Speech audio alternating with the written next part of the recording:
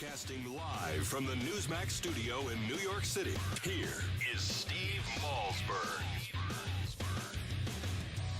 Turns out there have been 13 months of multiple congressional investigations, including 14 congressional hearings, 30 interviews with IRS employees, 50 written congressional requests, and 750,000 pages of documents. And all of that has done nothing to substantiate false Republican claims of a broader political conspiracy. All right, folks, there's Ernest, the new Jay Carney, poo-pooing the whole IRS scandal, if you will, and he also had this to say. The fact of the matter is we've cooperated extensively, and despite that cooperation, we've seen continued allegations of Republican conspiracy theories that just never pan out. Yeah, those Republican conspiracy theories. All right, that's what you want to call them. Now, the networks on Friday night finally took notice because of the heated exchanges with the IRS commissioner by some on the committee, including Paul Ryan. Watch. Fireworks in Washington today as this ongoing scandal at the IRS took a bizarre turn. The head of the IRS told a congressional committee today that the agency has lost evidence in the investigation into how they handle conservative political groups. Specifically, emails from top IRS officials have allegedly gone missing. And given how long the IRS holds on to things like our tax returns, some members of Congress just aren't buying it. Now to the outrage tonight involving the IRS, claiming to have lost thousands of crucial documents. Lawmakers asking, how can the tax man be let off the hook for losing documents while ordinary taxpayers would never get away with that? Wow, I think I'm going to pass out. The networks covering the IRS scandal and the missing emails. Whoa! That might be a one-shot deal, folks. Don't get too excited. Here's more.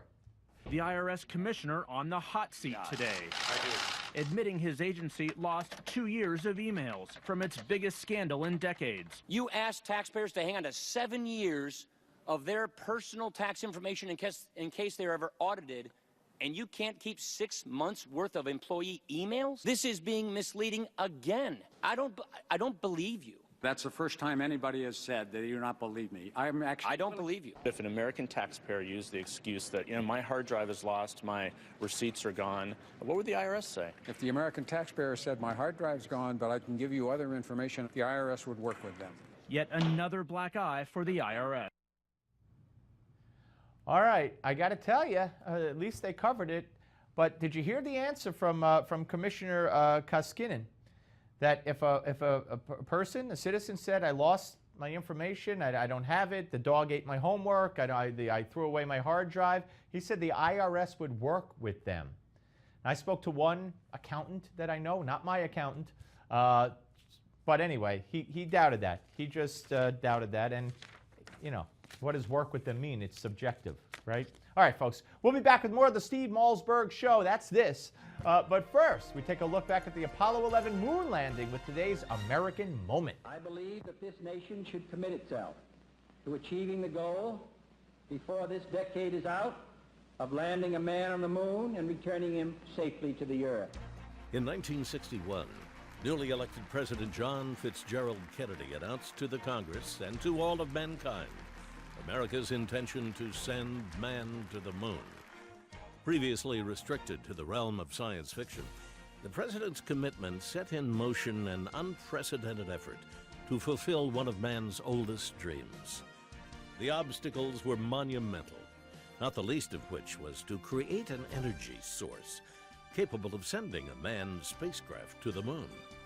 The answer stood 363 feet tall and delivered 8 million pounds of thrust, making the Saturn V the most powerful rocket ever built. On July 20th, 1969, Apollo 11, carrying astronauts Neil Armstrong, Michael Collins, and Edwin Buzz Aldrin, circled the moon until Armstrong and Aldrin entered the lunar module and readied themselves for their historic landing. With just 20 seconds of fuel left, disaster was narrowly averted when Armstrong had to manually fly the Eagle away from unexpected boulders to a smoother and less dangerous landing zone. Although the imagery was poor, Neil Armstrong's words came through loud and clear. One small step for man, one giant leap for mankind. However, the flight was not without controversy. Buzz Aldrin, a devout Christian, administered himself communion on the moon.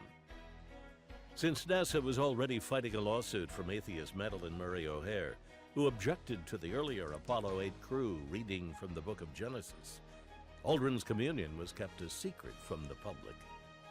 Not so secret was the plaque bolted to the descent ladder on the lunar module. It was left on the moon to greet future visitors and reads, "We came in peace for all mankind." For Newsmax TV, I'm Bill Curtis, and this is an American Moment.